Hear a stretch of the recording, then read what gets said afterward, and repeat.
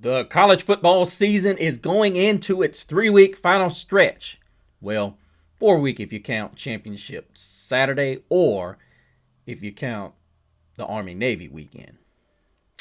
But the beauty of it is, ladies and gentlemen, we are getting a tight race with many teams already knowing what they have to do and other teams hoping to play spoiler and bring others home with them. These stories and more on this Week 12 edition of Gridiron Gab Triple Option.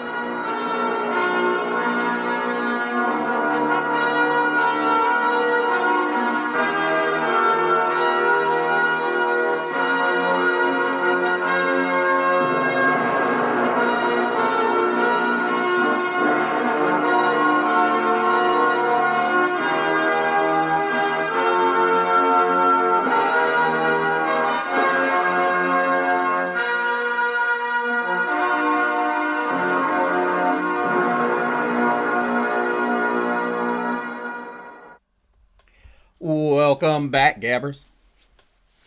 Thank you all so much for joining us here on this edition of Gridiron Gab Triple Option. Of course, you're gabbing with the one and only Mr. CeeLo. And guys, like I've said at the opening, we're right there. And I know we've got almost 70 plus days left until the national championship game. And like our buddy Josh Pate alluded to earlier about it being halfway, I of course didn't agree with him saying that Ohio State's mastered something that's only been in existence for only a year. But college football fans, it has been fun, but there's some business got to be taken care of here.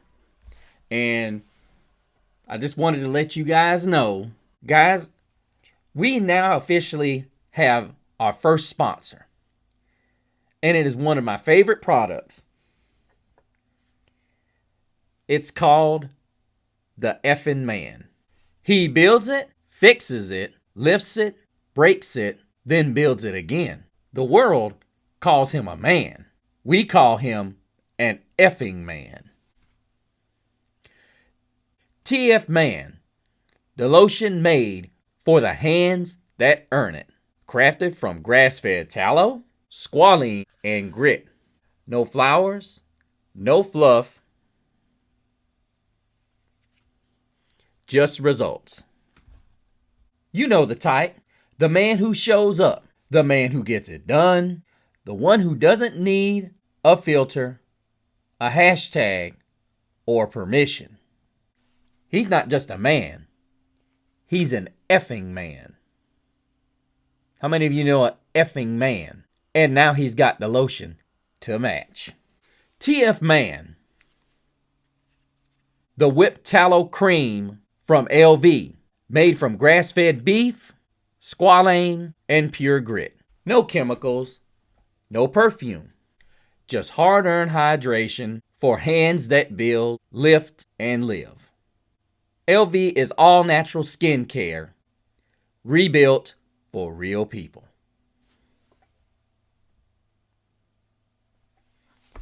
TF Man, because being the effing man means taking care of your own damn skin.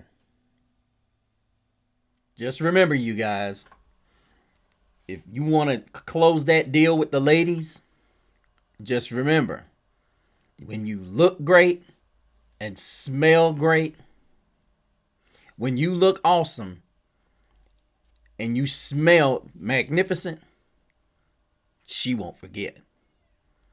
And she'll remember you as the effing man. And I hope you guys and your team play like the effing man this weekend. But let's get into the deal since we paid a few bills here. Thank you guys so much. Let me know in the comments as well. If you guys try this and you absolutely love it, please do so. I can let my buddy Reese know, and he will always accept and love the compliments. Let me go over to my buddy Brad, whom is always very, very active on my channel. Actually, he wasn't very active this time. I'm disappointed. As he said, the dogs are the effing man. Gotta show me, bro, because right now, I'm the effing man. What's going on with you, buddy? Nothing but love for you, my buddy. Oh, I almost forgot. I gotta get my brother's picks. Um, like I said, guys, he's my biggest supporter, you know. He is my biggest supporter. And none but love for him. He's got his picks in. And he definitely wants to let me know what the deal is. Was not able to get his picks in. I think next year, Brad, we're gonna end up doing a thing where we put the showdown as to who's doing what. I'm gonna do a much better job. And if any of you guys want to put your 2 cents in on this, please make sure you go down in the comments, put your picks down. Hey, listen, I will read them on the air. Now, of course, if you're one of the first ones, we will do this when Mr. CeeLo starts to break out. You will be considered one of those ones, OGs of Gridiron Gab Triple Option.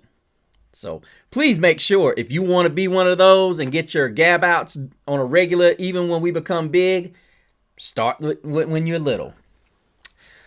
But let us get started with the games on tap. And there will be a few that I will definitely pick out. More than likely, I won't get this show out till Saturday morning. So, guys, I will have done this before the Friday night football games. I know Brad keeps telling me do them earlier. But until, unfortunately, I'm able to do this all by myself, it's going to be tough to do that. But I'm going to get through these. Louisville invites Clemson in.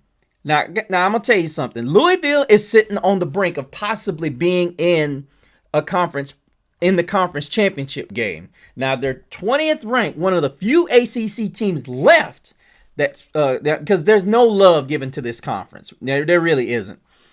But Louisville could very well find themselves in a trap game. Now I keep telling you guys about October on Friday nights are a disaster. So far, Friday night has not been too horrible for a lot of teams, even though Memphis can attest to that. But I see Clemson starting to get a few things right. Kay Klubnik is starting to get a couple of things figured out. But ultimately, when I look at this team, I look at this Clemson team, they got to be able to stop the run. Now, they're going to have some guys that are going to be particularly very good up front. The question is, can Louisville move this defensive line of Clemson? That's going to be a huge difference between whether or not Louisville can win this game or not. Because let's not forget, just because Clemson's a 4-5 football team doesn't mean they're going to just roll over and die.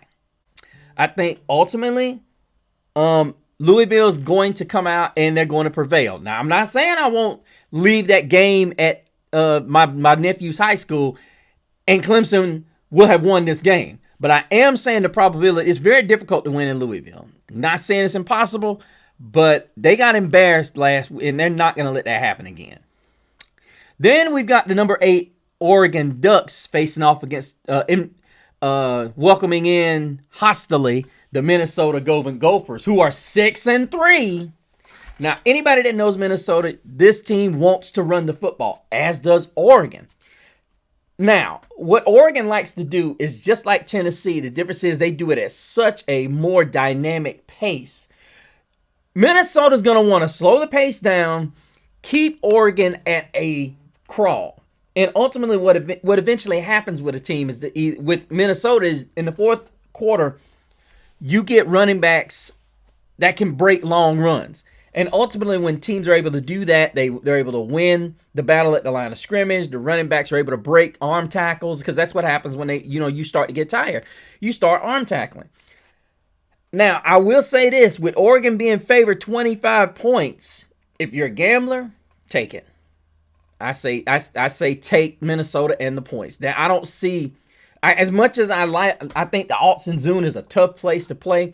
I think Minnesota limits the number of possessions in this game, even though it's not a home game for Minnesota, but I still would take the points on this one. I don't think it's Friday night. I don't think Oregon's going to just run. For some reason, the change of pace or the change of days is a total different animal. And I think with that being said, I think Minnesota's going to feel like everybody's watching. So that's going to put everybody in a position to feel like that Oregon's got to be uptight and that Minnesota's they're not gonna want to lose to Minnesota. But I think this running game for Minnesota is gonna be able to do some things, and we saw that with Iowa last week. Really, the only reason Iowa lost that game was because they turned the ball over. But needless to say, I'm going with Oregon. But I would take Minnesota and the points if I was a gambling guy. But let's get into Saturday as we see the undefeated Indiana Hoosiers welcome in the 3-6 Wisconsin Badgers, who had an impressive game last week. And Indiana's coming off of a major scare at the Beaver, at Beaver Stadium. Now, I forgot to mention, Brad took Oregon and he took Louisville. My bad, brother.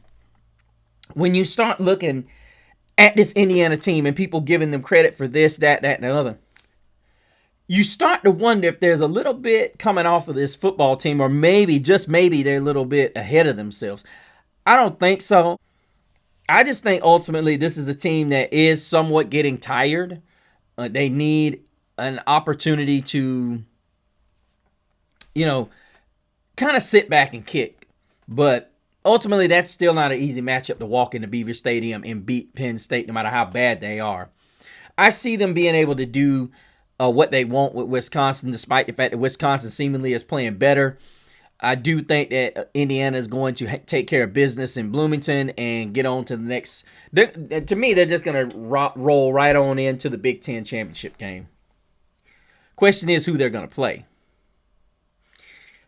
I heard somebody say that they thought this next game was going to be up for question, and that would be the undefeated Texas A&M, number 3 ranked, whom got screwed out of their pick. I'll say it just like that. Yeah, they got screwed. They should have been the number 1 team in the country. I don't care what none of y'all say. They should be number 1. Taking on 3-6 South Carolina. And I heard somebody say, if Lenore Sellers had a superhuman performance, they could beat Texas A&M. No. Big no. Look, he could have 2 wide receivers in a running game. They're not beating Texas A&M. Number 1 reason is South Carolina doesn't have much of a defense. And Texas A&M done showed if you ain't got much of a defense, good luck. I think Marcel Reed shows out, and I think Craver finally gets back on track. Because a lot of teams have said, look, if we can stop him, I'm not worried about KC Concepcion. Now it's the other way around. Concepcion has been torching people the last 2 or 3 games, and now all of a sudden it's what do we do? So now it's a situation where you kind of have to look yourself in the mirror and say, what are we willing to concede? But needless to say, I don't see this being a close game. I think A&M handles business. They understand what they have to do.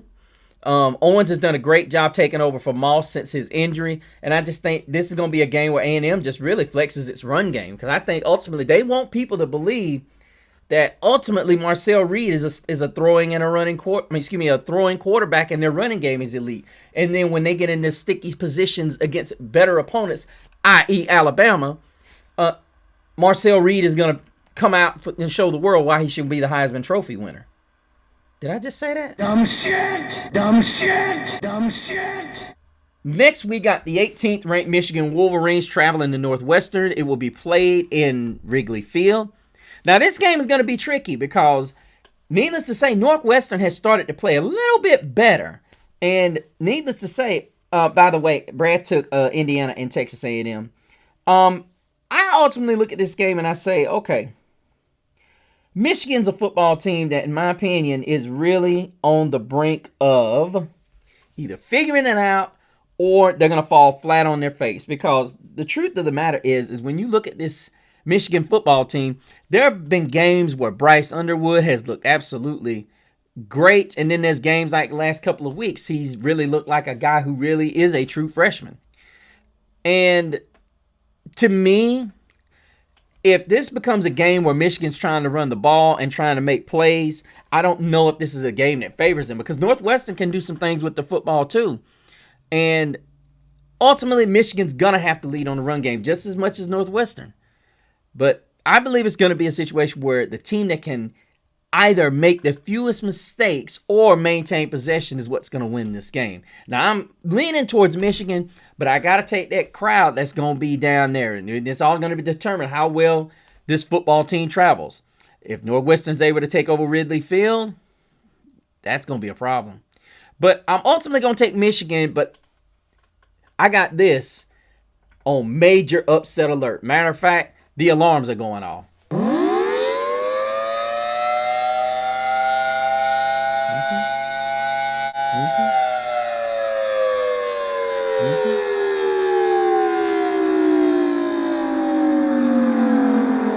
Next, we got the South Florida Bulls going in to Annapolis to face off against a Navy team who's coming off back-to-back losses.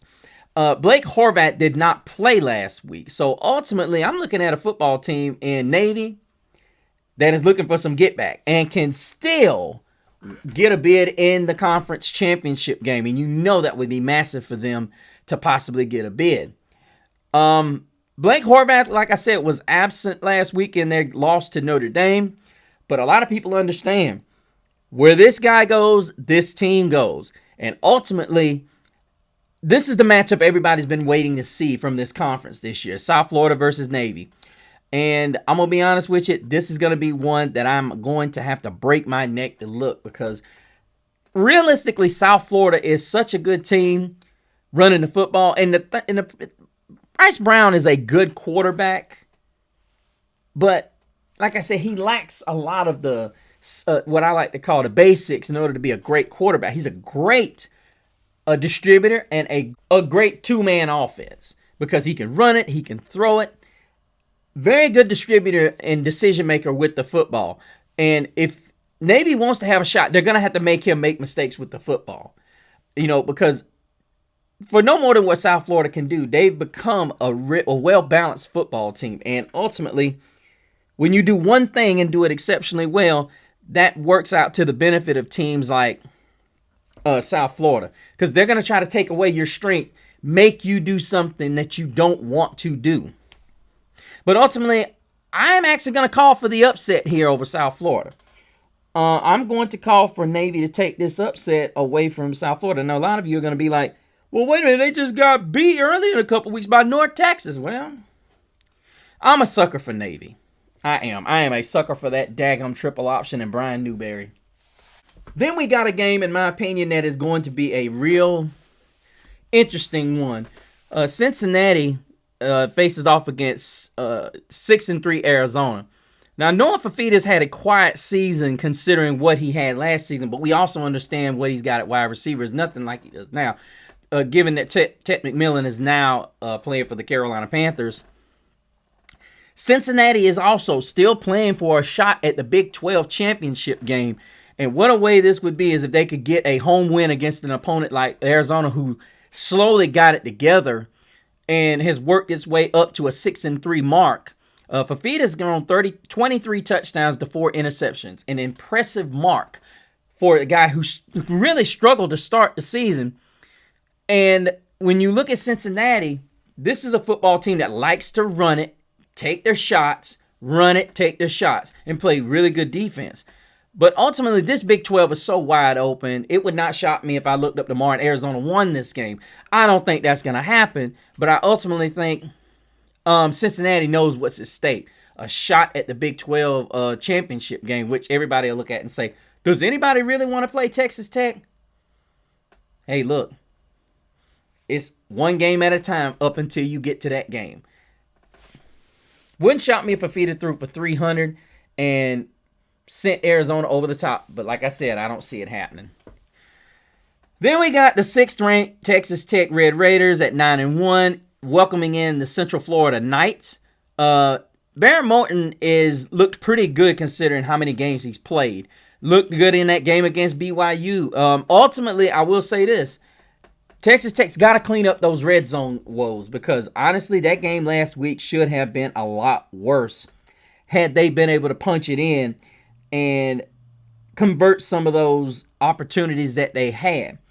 Brad's got Texas Tech in this game, and I'm going to be honest with you guys, this ain't a place that you want to be if you're Central Florida.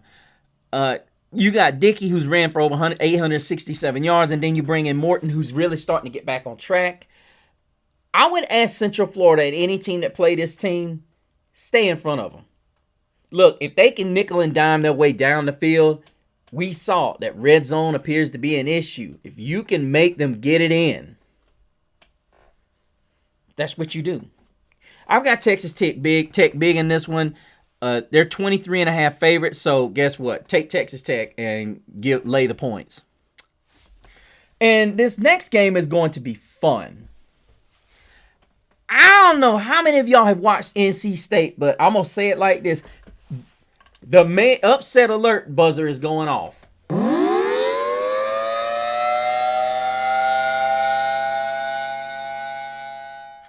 No. This is not a joke. I have watched this NC State team and watching them against Tech, and everybody, oh, they're a bad defense. Look. It's going to take a really good defense to slow this NC State football team down. If you ain't watched them, don't sit here and chastise them because they got a 5-4 record. Look, they got one of the most potent offenses in the country. I think they're top 10, top 15 in the country. Look, Bailey is that dude. Look at this. 24-11, 19 touchdowns, 7 interceptions. And here's the thing. Brad, I want you to listen to me carefully. You picked Miami. I'm going to tell you right now. Notre Dame was the only team that could slow this team down. For one half, of course. You ain't just going to slow this team down. They're going to do what they got to do. And this is the ACC game. I'm not picking NC State just because I want them to give Miami their third loss. I'm picking them because at the end of the day, while NC State does not make a lot of plays on defense, they can make enough plays and make Carson Beck make enough bad decisions to cost this Miami team. And I'm not so convinced that Miami can score with NC State. This is a team that can put up 50 on you. I ain't seen Miami put up 50 on nobody or come close to it since they played, what was it, South Florida? You ain't just going to put up 50 on them. I'm going to tell you right now, this going to be a shootout. This going to be a fun game. And with that being said, what the heck, Brad? I'm going to take the upset. Then we got Boston College welcoming in number 16, Georgia Tech, who is still reeling from that defeat at the hands of NC State. And I think they're going to come out and they're going to take advantage of Boston College. They are going to pound away at them in Chestnut Hill. I think Haynes King solidifies his possible Heisman candidacy with probably another 300, 100 performance. A lot of people are going to say, well, why would they do that? This game, look, I agree with what you're saying, but I think Boston College is going to take the same approach they've taken with a lot of teams they've been close to.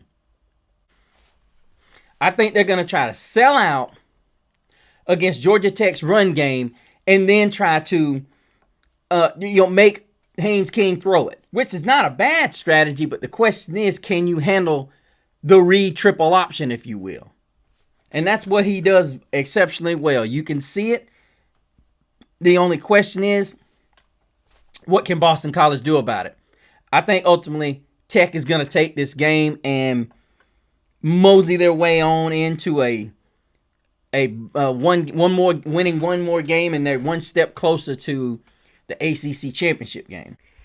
Then we look at number 19, Virginia at 8-2 as they travel to Duke. Now, the major thing to think about here is many people don't know that Duke at 5-4 and unranked, they still play a huge part in whether or not the ACC is going to get somebody in here. Now, the thing most people don't think about is it's not a foregone conclusion that the ACC gets a representative in here. That was what and many of us forgot to think. We thought it was an automatic bid for all the Big Four, and it's not. It's for the top 4 conference winners, including the Power 5. Non-Power 5, excuse me. So it could be conceivable that would the committee move a Duke team into the top 25? I don't even think Duke considered it because, hell, I didn't even consider it till I listened to Josh Pate say something about Duke possibly being in this. They're 4-1 in the ACC. Now, conceivably, that means they have to win their next 3 games. You know, and looking at this right now, I'm trying not to go through too much because, guys, the show gets a little long, and a lot of you don't like that. I know I don't. But you look at the scenarios, Duke is at a position right now that they very well could be playing for the ACC title. But if you look at what's left on their schedule, they've got, like I said, number 19 Virginia. Then of course they got North Carolina, and of course Wake Forest, who's quietly been pretty good. And that's the problem I have with so many of the people that run their mouths about the SEC. Look, other conferences are doing the same damn thing that they're doing. Ain't no difference. So the whole biology that you throw out here about, well, this team did this, that team did that, this team did that, it just means more in the SEC. No, it just means that you're overinflating a common concept that happens all over the country. Reality of it is upsets take place all the time. You're nothing special. But Duke's got a high-powered offense. And, led by Mensah, who's thrown for 24 touchdowns and 4 picks, but he's thrown for 2794. That's an average of 300 yards plus, you guys. And Virginia has not really faced a quarterback of his caliber. Now, granted, Virginia's got a good football team, and they're a wonderful comeback story given the issues that happened with that tragedy a couple years ago. Thank goodness that they've overcome that to have this type of season. But it would not surprise me because my upset alert is going nuts right now.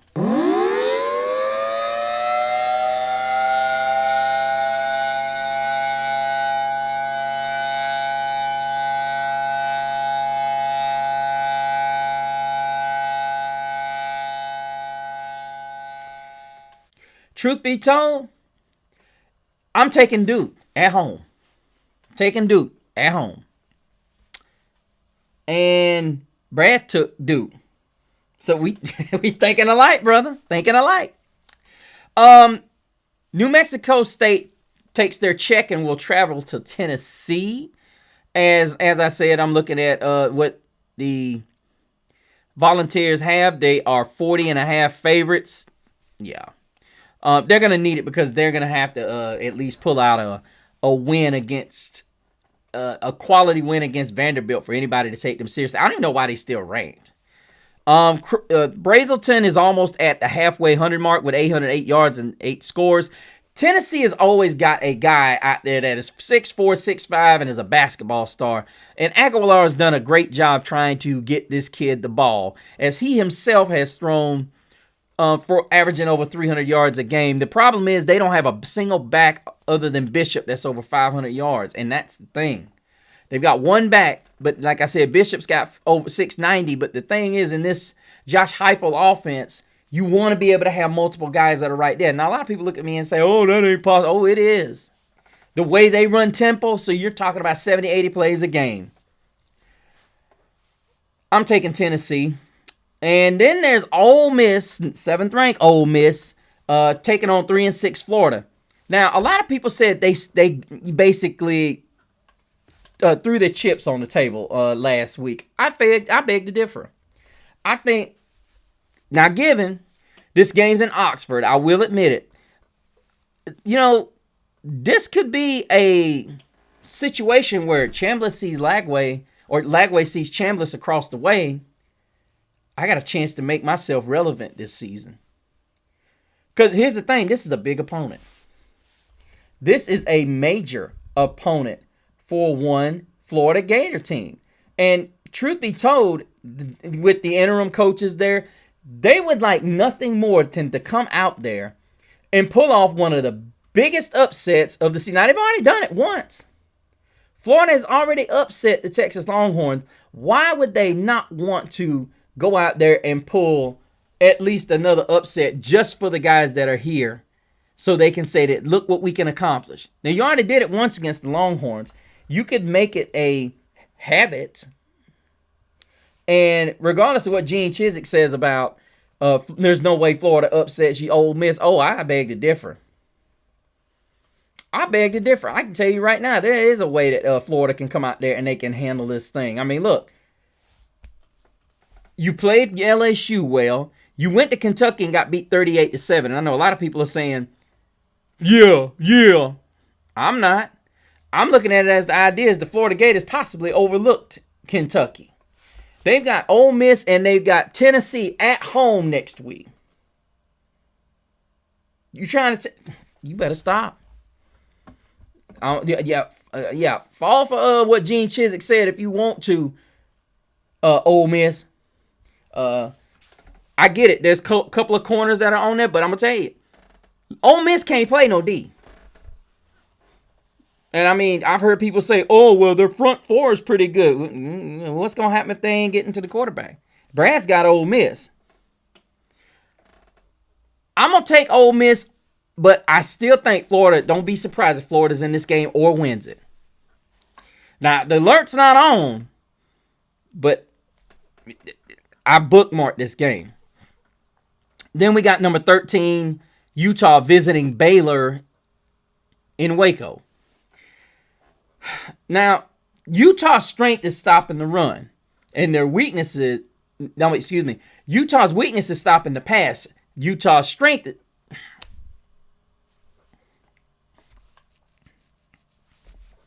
Utah's weakness is stopping the run. Baylor's strength is running the pass. Now, and of course, Utah's strength is, of course, stopping the pass. This is going to be a situation where Robertson and the Baylor Bears just cannot help themselves. I think ultimately you need to just hand this thing out to Washington and just get out the way. See what he can do. I don't know if Utah can make enough plays in the run game to get past Baylor. I will say, I think Utah has a strong will to run the football, and it's going to be a question of weakness. Whose side of the ball is weak? Which weakness is the weakest? It's going to be a question of which one's going to break the worst. I got Utah winning this game, despite the fact I don't like when the Utes travel on the road, but I think the Baylor Bears try to throw it instead of run it, and that's what cost them. Then we got the number 1 ranked Ohio State Buckeyes facing off against the UCLA Bruins. I think Julian Sand is playing some good ball. However, I think ultimately they're going to have to be able to run the ball with some kind of conviction eventually. I think Julian Sand is doing a great job. He's getting their best options, the ball, and Carnell Tate, and of course, Jeremiah Smith, who's got 10 touchdowns, 65 grabs, 862 yards. But here's the dilemma facing Ohio State. They haven't played anybody. Is that going to come back to bite them? As Brad's taking Ohio State, me personally, I am taking Ohio State, but don't be surprised if Nico Iamaleavi's ability to move doesn't disrupt what Ohio State's doing, because they haven't faced a kid that can really run with the football since they faced off against Arch Manning week 1. Would not surprise me if UCLA did the exact same thing or came up with the same game plan they had against Penn State. Because scrambling quarterbacks really do a number on these defenses that are used to a certain type of dogmatic offense. And that's not what the UCLA Bruins bring to you. Think it's going to be a good game. Definitely probably going to flip back from that one while watching the big game that night. And you guys know which one it is. And then you've got BYU hosting TCU. Now, I'm going to go ahead and I'm going to say this right now. Don't sleep on TSU. Because the fact remains, yes, BYU has not really settled things on offense with Bachmeier. Now, what I mean by that is he's got to get some help. And that Texas Tech showed that he needs some help. But when you look at this game, I look at TCU and I say, hey, this team likes to take shots, make big plays. The question is whether or not that crowd is going to get to them. I don't think they do. I do like BYU in this game, but not by much. Would not surprise me if TCU had to lead a lot of this game, and it turned out to be one of those games where they were either able to hold it off or they had to, take the lead late. Now, let's get into the big ones of the week as we look at the USC Trojans as they will host the Iowa Hawkeyes, a team that nearly pulled off the upset of the weekend, arguably one of the upsets of the year had they been able to pull it off. And ultimately, when I look at this game and I say to myself, USC is still lurking around back there. And judging on, if Indiana or Ohio State aren't able to do anything horribly wrong, USC sitting right there waiting, along with Oregon, along with Michigan. But those two are going to work themselves out, being that USC meets up with Oregon. Now, if USC was to lose this game this week, that would be a huge issue for the Trojans because ultimately, yes, they have a chance to get that back with Oregon, but it would definitely put them in a dire situation to get into the Big Ten championship game. Ultimately, what you would like in a perfect world is that the USC Trojans are able to finish the rest of their schedule with victories, and then ultimately be able to come through later on with somebody dropping the ball, whether it be Ohio State, whether it be Indiana. But ultimately, another chip has to fall in this one. That would be Michigan if they keep winning. But when you look at how this Iowa team operates, there's nobody on this offense that really jumps out at you. Gronowski's a pretty good runner. He's really just I guess you could say, a cheaper version of Haynes King. Well, not even that, because his numbers don't jump out at you. None of these guys' numbers really jump out at you. It's just a situation where you see how great this defense is and how efficient it is. You've got three guys with over 4 sacks. Ethan Herkett and Aaron Graves have 4 apiece. And Max Llewellyn has 6 sacks. And then in the secondary, you got a ton of playmakers. Deshaun Lee and Zach Lutmer both have 2 interceptions on the season. And then you have 6 guys that have 6 interceptions on the year. And then you look at this defense really causes a lot of havoc. Now, granted, they've only caused 5 fumbles on the year, but they're able to make defenses really slow down and take more possessions. That's the kind of defense they play. They make you take the top off of it. But at the same time, it's not that they play tight, but they give you just enough space in between those linebackers and those safeties that if you're going to take a shot, you're going to take a shot in there. They're not going to let you get anything over them, but they're also going to allow you to get some things, they're going to fit some things on the inside. But the problem is their pass rush is pretty darn impressive. And then they keep the ball away from you, which means you don't get a lot of cracks at this defense and try to figure out what it is and what you can't do. But then looking at USC, Jaden Maava is coming off one of the worst performances of his career. And, for a team and a guy like Jaden Maava, who's averaging, pretty much right around that 300 mark, I'm sorry, he's not coming off of it, but for a week, last week he came off of a 135-yard performance against a Nebraska team that is just as aggressive as the Iowa Hawkeyes. And see, this is what concerns me. Now, granted, the game's played in Southern Cal. This is Maava's backyard. And y'all saw what he did to Michigan. So I'm looking at this as being one of those games where Iowa has not faced a beast like Makai Lemon. That this is a guy that you can talk all day about what you need to do to slow him down. What I am seeing is that Jacoby Lane is starting to assert himself in this offense. You can take Makai Lemon off the field, but then you still got to stop Jacoby Lane, and this is a big targeted wide receiver. You have to be able to keep a beast of this nature in check. He's 6'4", 200 pounds, and as you know, if you guys watched the USC Notre Dame game, he was able to escape and get one in for 6. Now they shut down Mekhi Lemon. Now here's the thing: can Iowa shut down Mekhi Lemon? I don't know if it's possible with them. I mean, they've got some good players. I will admit that. But I'll say this: they're going to have to slow him down because you don't want him running all over the field. You can't afford to have him running all over the field with Jacoby Lane out there. Now, I'm going to say it just like this. Do I think the USC Trojans win this game? Absolutely not. And the reason why I said that is they were very fortunate that Dylan Raiola went out of that Nebraska game. I'm just saying, people. Very fortunate. Because I believe that Nebraska probably would have won that game. I'm not trying to say Iowa's got anything out that it remotely resembles what Nebraska has. I'm not saying that at all. Brad's taking USC. But the truth of the matter is going to be this. Jaden Ma'av is going to take care of the football and be patient. This is one of those defenses you're going to have to be patient with. You're not just going to go out there and throw it all over the yard against Iowa. You're going to have to be patient because the one thing you need to be able to understand is if you can make Iowa make mistakes, and they will,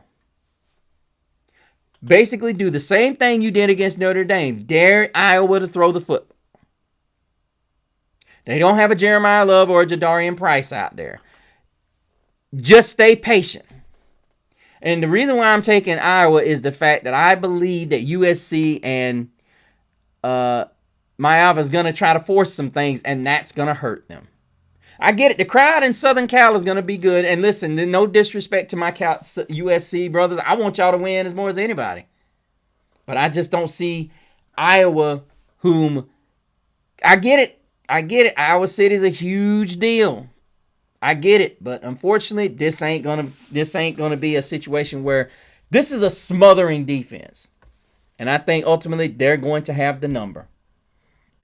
Next, we've got the Oklahoma Sooners, the 11th ranked, overrated 7-2 Oklahoma Sooners facing off against the overinflated number 4 Alabama Crimson Tide. And a lot of you are gonna listen to me and you're gonna say, "Oh, like him, he talk about the SEC too much." I'm just a truth teller. You do have 3 other conferences in the country, and the reality of it is when you overinflate 3 of these teams that are no longer in the top 25 and say, "Oh, they've got more top 25 wins." No, dog. No. I'm talking about if you lose close, I can go with you. But when you get smoked, no, you were never a top 25 team to begin with. Now, am I saying a team that's in the top 25 can't be smoked by one of the top tier teams? I'm not saying that. What I am saying is you shouldn't have at least 3 butt whoopings on your resume and they're not in the top 10. Or your foes weren't in the top 10. That's what I mean. And that's what we got right here. And Brad, where's your pick right here? Brad's got Oklahoma over Alabama. Brad, brother.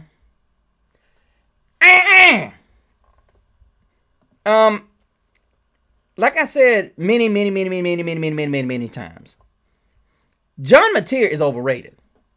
And I'm just going to say it from the only prayer that this defense has of stopping Simpson is going to be the Brent Venables school of pass rush. They're going to have to pass rush the heck out of him. And they're going to have to get home. Ain't going to be none of this, we hope we get there. You're going to have to get there. And I don't see them doing that. I think ultimately Alabama is going to stay away from what Oklahoma does well, which is stop the run. This is not a good matchup for Oklahoma. I'm telling you right now, this is not a good matchup for them. They're going to have a lot of people looking around wondering, are we going to be able to slow them down, or are we going to be able to run the ball against them? See, Oklahoma's pass game is sus.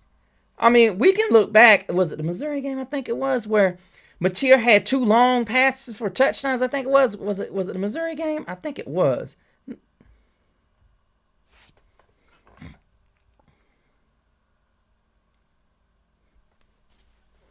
No, it was the Ole Miss game. Sorry, you guys. And see, I look at this and I say to myself, you look at the Tennessee game. Yeah, it was a win in Knoxville. But whom has Tennessee beat? And they struggled to knock them off. You honestly think that Alabama's going to lose? If Alabama loses to this Oklahoma team, they deserve to be out. I'm just saying, they deserve to be out. I'm telling you, they deserve to be. They ain't hitting on nothing. They ain't showed me anything. I mean, look, you beat Michigan 24-13. You struggled to beat Auburn at home, and Texas walloped you. There ain't no way in the world you should be right there behind Texas after that beatdown you took. And then you lose to Ole Miss at home, and people are like, "Yeah, man. We hung with the I think it was the 8th ranked team at the time in your building, bruh." Exactly. I don't see Alabama losing this game. I really don't. I think ultimately this is going to be a game where the Crimson Tide, they will attempt to get their running game on track. I don't see it as far as the way it's working. I think, like I said, Alabama's done a great job going through their schedule. An overinflated schedule, I might add. Because, Missouri was never the 14th best team. Should have never been ranked that high. Vanderbilt shouldn't have been ranked that high. I don't care what anybody says. They shouldn't have. And Alabama's pretty much got a week off next week. So they can pretty much give any and everything they've got. So there's no look ahead for them. Meanwhile, you got an Oklahoma team who right now has a very tough road ahead of them. Because after they get done here, they've got Missouri and LSU. Well, I'm not going to say it's a tough road, but you know what I mean. Yeah. So, I mean, I will agree if Oklahoma can find its way through this labyrinth, I will say they should be able to be ranked. Now, I will take this back. They shouldn't get any credit for that Auburn win because we've already seen what Auburn isn't. But overall, I'm going to go opposite of Brad, but I know why Brad went Alabama. He hates Notre Dame and Alabama, which is the reason why he picked Pitt, too. Which brings us to the Notre Dame Fighting Irish visiting the Pittsburgh Panthers. Now, here's the thing. I look at this game and I say to myself, why would you as a coach, let me present you guys with something. Why with a game like this magnitude for you, why would you say it doesn't mean anything to you? You don't care if they beat you 103-0. I don't know if he's trying to get Notre Dame to think that they're not going to play. But in my mind, you just basically said you're not going to take this game seriously.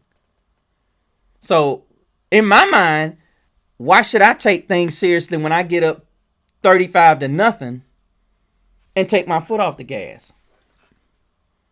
That's what my mindset would be. And I'm hoping Marcus Freeman uses that same approach to a Pittsburgh Panther team that's just going to load the box and hope they can stop the run.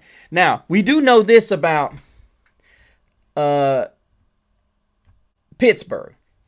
They like to stack the box and they like to be able to force turnovers. They understand that they're limited on the outside against the top teams in college football. So what they do is they hope that they can keep their guys in one-on-one situations as well as being able to force the quarterback into quick decisions and mistakes that could cost them. Now, Pittsburgh does have a horrible look here. As you know, they've got Notre Dame this week, and then they've got Georgia Tech and then Miami to close the season. 2 games that have major implications here. A Pittsburgh team that, as I said, I think Pat Narduzzi has a point there? I think he does. I mean, because if you can beat Georgia Tech, give them their second loss, that pits only you, SMU, and Duke. And let's say Duke, my prediction is wrong, and Duke loses. Guess what? That only leaves SMU.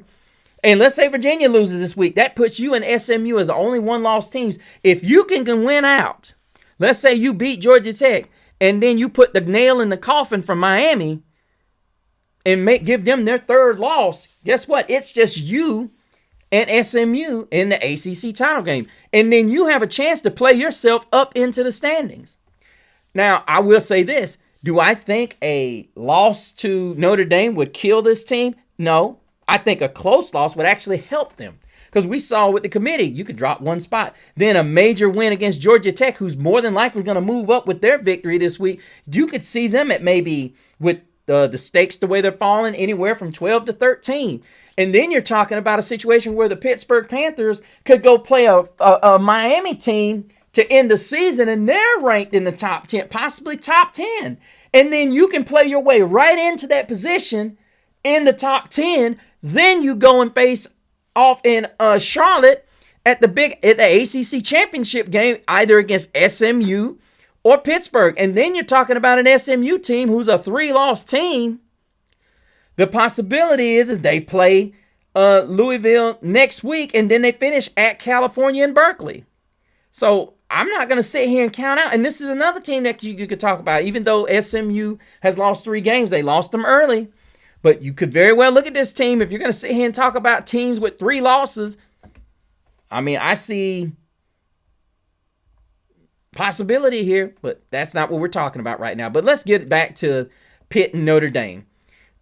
Notre Dame has really solidified its offense this season. They've really started to become a multi-dimensional offense. One of maybe 5 teams in the entire country that have a multi-dimensional offense. And when I say multi-dimensional, many of you don't realize you can't just do one thing well and then piss the bed in another. The fact is Notre Dame is great throwing the ball, especially stretching the field. They run the ball well. And when you go from the top 10 up, and this is what I was telling Brad about. By the way, Brad's got Pittsburgh on this one. So he's going to be wrong on all of the major games that's coming. Yeah, I ultimately think that this is going to be a game where Jeremiah Love is not going to be able to increase his Heisman stock because Pittsburgh's going to sell out. This is going to be C.J. Carr's opportunity to possibly creep into this conversation because ultimately Pittsburgh is a hit or miss with their defense. They're a defense that they're okay with you burning them, but they're also a team that really attacks the quarterback. This is a football team that wants to get after the quarterback and really make some noise around the edges and on the interior, which I give him a lot of credit for. I give a lot of credit for their defense. Their defense has always been exceptional when it comes to not only stopping the run, but getting pressure on the quarterback. Now, as a team, they have 24 sacks, and they've got guys out there that will really bring the heat when it comes to. They've got at least 6 guys on this defense that have 2 sacks. That's impressive. And then not to mention they've got 10 interceptions, and they've got at least 8 guys with an interception apiece, linebackers, defensive backs, and for the most part, they don't leave a stone unturned when it comes to blitz assignments. They're going to hit gaps. They're going to hit the corners. This is going to be a game where Notre Dame is going to... They're going to test whether Mike Denbrock has figured out the combination to this offense. As we've seen, and you guys know I'm an Irish fan, Denbrock has struggled, you saw in the Boston College game, with teams that put 8 in the box. Now, it was much better last week with Navy. And I think the problem is they went into that game in fear of the wind, so on and so forth. And this could very well end up being a game of that same magnitude. I don't think it will. I think the temperatures are supposed to be pretty good. But when you deal with that type of weather, there's always a cause for issues with the wind. But The field at Heinz Field is also a horrible situation as well, but it's a 12 kickoff, so you could possibly not have those issues. But then the other issue with this game is going to be Mason Heinchel, the freshman sensation that they went to after Eli Holston just was not able to get it done. Yeah, you're looking at a guy, but a guy who is really good for the offense. But then here's the other thing: behind a very suspect offensive line, he's been sacked 16 times. Now, Notre Dame's pass rush has really elevated since early in the season. But I think a lot of that had to do with the fact that Chris Ash finally figured out the combinations that work.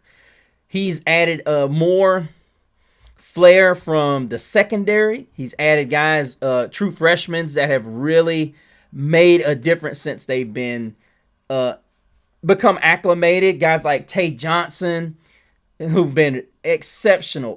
Luke Talich was initially the starter. They basically bring him in either in mop-up duty, or they bring him in special situations where they need a guy in the secondary that is a surefire tackler.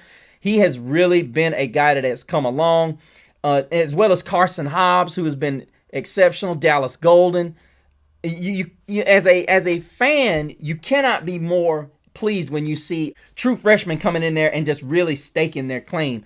Once again, you've got guys like Jalen Sneed just coming out there for the Irish, and they're just really putting up the sacks. Guys like Boubacar Traore. You've got two guys on this Irish defense that have at least 2 sacks on here, including Jaden Osbury and Drake Bowen. Kingston Villamawasa, if you've never watched him, just go back and watch the replay of that Navy game. He blew up a blocker while making the tackle at the same time. These are the kind of guys that Pittsburgh has to concern themselves with, not to mention a guy like Boubacar Traore, who didn't even play last week.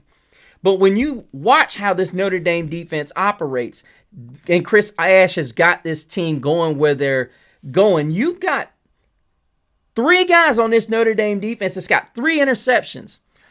2 safeties, and of course Leonard Moore, who is the arguably the best corner in the country. And then you've got Christian Gray and Adon Schuler, who have 2 apiece. You have to account for these guys. And not to mention you had Christian Gray as well as the Alabama transfer Devontae Smith, who rested last week. These guys are going to be fresh. And then you've got a freshman in Pittsburgh who's going to come out here whom has been a little reckless with the ball and has the tendency to hold on to it. But he's given Pittsburgh fans something to cheer about. I think ultimately this is going to be one of those games he could go over 300 yards, but I think it's going to be one of those where he throws for 300, but he's going to have at least 3 interceptions and possibly a fumble. I think Notre Dame rolls in this one. Wrong, Brad. But keep thinking Pittsburgh going to put me out of this thing. I know you don't want to see me. But I think Notre Dame rolls in this one. They're 11-point favorites. I think they're going to roll, and the committee's going to take notice, and yeah.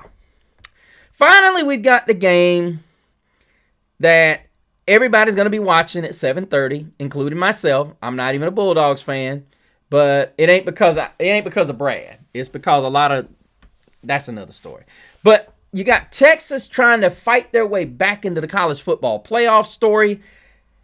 And then you got Georgia trying to make sure they don't slip up, because this ain't the only matchup they got left that could cost them their season.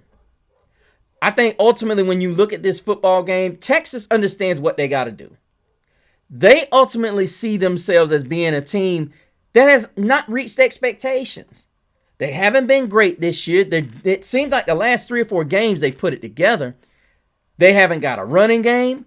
You know, they've really got nothing to show as far as faith. And I don't understand why the committee is just so bent on putting them in the college football playoff, despite the fact there are other teams that have played much more consistently. But I guess you could look at this defense and really argue that point. And I agree. I totally agree that this Texas football team is impressive, led by Colin Simmons and Anthony Hill Jr. They're a very aggressive defense with A total of 34 sacks and 9 interceptions on the year. They get a lot of pressure. And I will say this. Do I think this rushing defense has gotten better? Absolutely. The problem I have is Arch Manning there? Because I think this defense can play with any defense in the country. And this is no disrespect to anybody, but I haven't seen what people are seeing out of Georgia's defense. Now, I'll admit, this pass rush has gotten better from week 1, but I'm not seeing it as far as what Texas and Notre Dame bring to the table. I'm sitting here hearing people say, oh, well, you got C.J. Allen and Chris Cole. They've got 3.5 and 3 sacks. And then Georgia as a whole has 11 sacks on the year. What the? That's what y'all talking about is pressure. You weak, pathetic fool. Too easy. Come on now. That ain't pressure. You better get real. And then they only got 4 interceptions. And this is my favorite excuse of Georgia fans. Well, we're young. So is Texas on the offensive line. So are y'all on the offensive line. But here's the thing. I hear Georgia fans, we just reload. No, you can't reload no more. NIL changed that. Now, I will say this. Gunnar Stockton's been, a little bit of a surprise. But here's the dilemma with Georgia. Now, Nate Frazier had a big game, and honestly, this boosted him over. This jumped him over Chauncey Bohms and Gunnar Stockton as far as the leader in rushing on this Georgia team, which is scary. Because about this time, you're supposed to have at least one back right around 1,000, or you're supposed to have 2 backs over 700 yards rushing. I don't know what people are seeing with Georgia. Because I'm going to be honest with you. When people sit there and they say, Ole Miss, we kicked it into gear in the fourth quarter. We're a second half team. No, the other team just don't make the right adjustments. And I'm going to be honest with you. We can look at that Alabama game and people will say, well, we should have won that. No. I will admit one thing. Gunnar Stockton ain't the same quarterback he was last season. And I'm wondering why that is. Yeah, he's thrown 15 touchdowns to 2 interceptions. I get that. I get all that. But the one thing I looked at with this football team and I said, what was going to be scary was Zachariah Branch and Kobe Young. Kobe Young's got 23 grabs for 336 yards. This guy's a lot like the big kid over at Alabama. Y'all got to take some shots. And I'm just keeping it in perspective because I don't understand what happened between last year and this year. You took your shots last year and your receivers were not that good. But you still took your shots. You still took them. Now, I know a lot of people are going to probably hit me up and say, what are you talking about? You took your shots. I still don't see. Look, you got guys that have got longs of 47, 45, 64, and 36. Now, a lot of people say, what's that tell you? That don't tell me nothing. You got a guy that's averaging 10.2, 14.6, 13.8, 11.3, and you have one guy that's averaging 19.3 and another guy averaging 18.2, but they only got 8 catches and 6 catches. That's a small sample size. That's what it boils down to. You're not taking enough shots, Georgia. That's why you can't run the ball. Now, you've gotten better because your offensive line's gotten better, but if you can't throw the ball down the field any better than that against quality opponents, I will tell you this. If Georgia can complete 3 big ones, they'll win. They'll beat Texas. I'm going to be counting them. 1, 2, 3. And when I say big ones, not the 20-yard variety. I'm talking about 35-yard plus. Now, I know what a lot of you are going to say. Man, that's hard to do. All I'm asking you to do is complete 3. I'll even do you one better. If you can throw 6 attempts down the field. I know a lot of you say, well, we don't run but 60 plays a game. Guess what? That means you got 54 left. And they could be over half runs and they would work. Because your line is getting better. And I get it. Texas's defensive line and their pass rush is brutal. Wide receiver screen. But I'm looking at Texas. I'm looking at The question is Arch Manning going to come? And the answer to that question is, I believe so. And the reason why I think so is this reason. I think Arch Manning has gotten hot. And the reality of it is, ladies and gentlemen, and any Georgia fans out here, I know you don't like it, but I'm going to say it anyway. Arch Manning has thrown for 346 and 328 in the last 2 games. And they have been off for 2 weeks. Not a combination you want if you're a Georgia fan. Steve Sarkisian and Arch Manning having 2 weeks to prep for you. There you go. Texas ain't going to try to run the ball. They're going to definitely try to pass block and burn you deep.